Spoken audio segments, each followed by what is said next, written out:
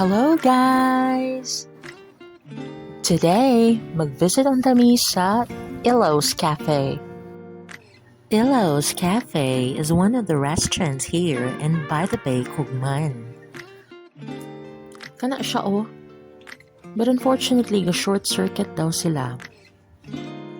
Nice unta makita ang ilang Santorini vibes, but sirado unfortunately. Tapos, nako'y nasiplatan sa Pikas.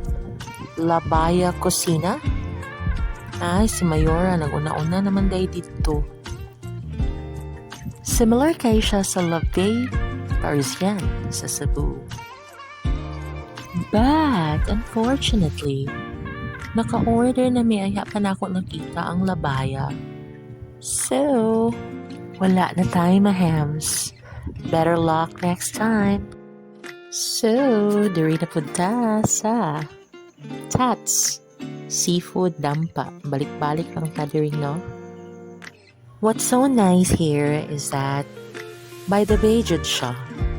Open air, tapos madunggan mo ang mga waves. Nice git sab diri.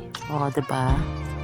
So, mauna to ang tulo ka restaurants diri sa By the Bay, Kugman.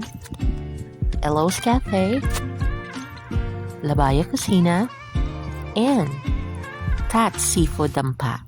Luag na ilang parking lot guys, no? Gipaluagan na nila. Na sila yung mga pansit gisado, bihon gisado, and ay mga barbecue, liampo, and of course, ang ilang popular na mga seafood. Pwede ra mo magpa-booking daan diri. I-prepare na nila daan yung mga tables. And sa Tats Dampa, lami po ba yan ilang mga luto?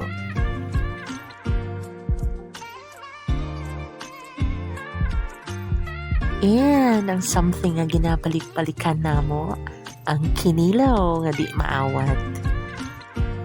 By the way, nakita ni Mayora ang iyang friend, si Ma'am Rowena. Hi ma'am, nice meeting you. And aside from the open air ambiance, napod sila'y live band. Surely, ganahan gid mo magkaon kay nice kay yung background music.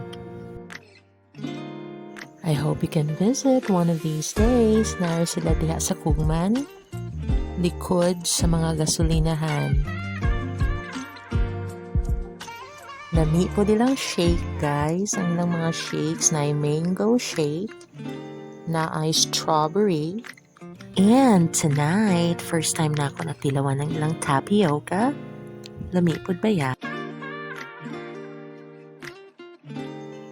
Nara sila sa Kugman, Cagayan de Oro City, likod sa Blue Energy Gasoline Station.